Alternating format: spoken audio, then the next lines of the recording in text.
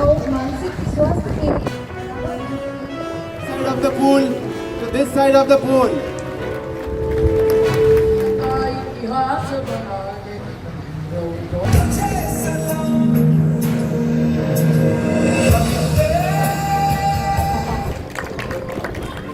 Very good. This is one of the best acupressure treatment Jalayoga team.